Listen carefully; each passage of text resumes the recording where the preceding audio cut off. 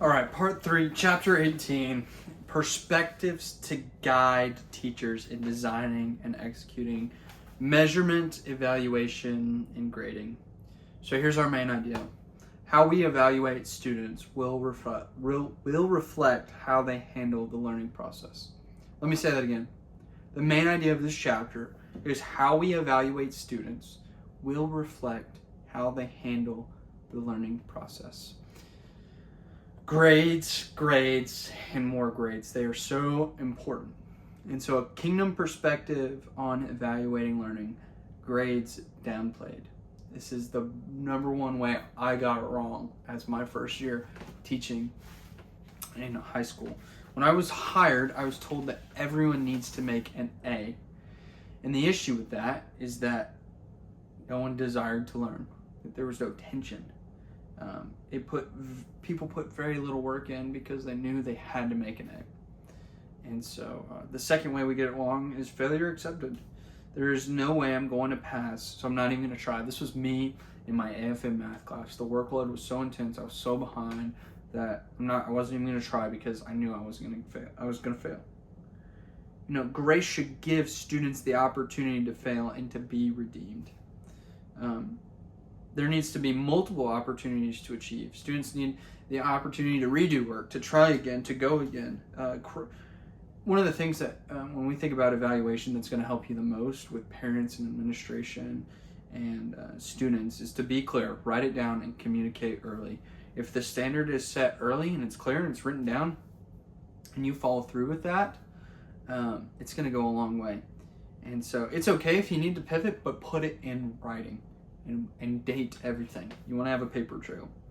And so I think another way that we can think of an appropriate way to do this is through self-evaluation and peer evaluation, right? Iron sharpens iron as one man sharpens another. So give students the time to reflect on their work and let students sharpen each other.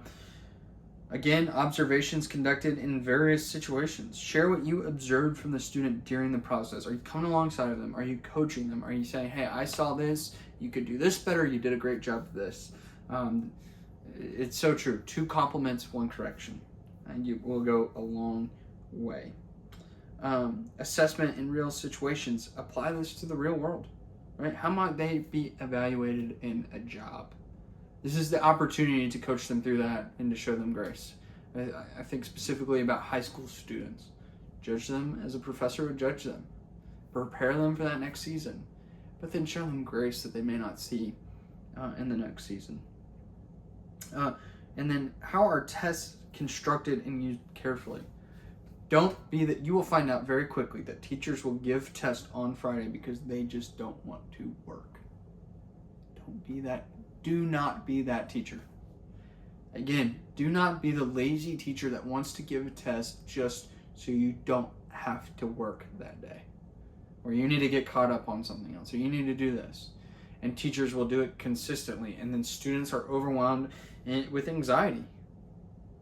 That's not the way we should test. It's okay to have a test, but use it wisely.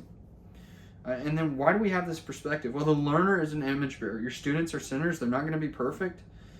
Don't make them think that they can achieve perfection based on works. That completely denies the Christian faith. And then show them the grace that we all desperately need.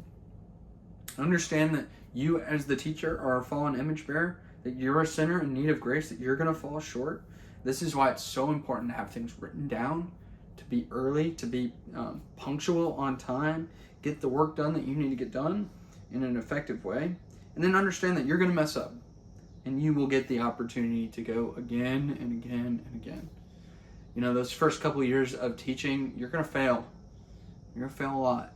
You don't know what you don't know, but it's okay because you get to go again and again and again. The nature of grace is this, that God evaluates us based on the law but gives us grace. This results in us looking to Him and intrinsically at ourselves. Teachers should show their students where they have fallen short and how they can get better as a means of grace. You can show students grace and how they've failed, giving them the opportunity to get better and coaching them through that. Trust your students to try again. You know, they're not dumb. they can go again. And you've got to believe that. Evaluation comments should be the priority and not letter grades. Now, you're going to have to put in letter grades. It's part of the process. But give constructive feedback based on the standard that you have set. And that will go a long way. Guys, I'm praying for you as you go through this process. It's one of the most challenging things that you will do as a teacher. And so, again, I'd encourage you to lean on this material, lean on this chapter of your textbook, and then lean on the Holy Spirit. He set a work before you to do, and to do it well, and He's going to equip you to do that work well. By His grace and for His glory. Thank you, guys.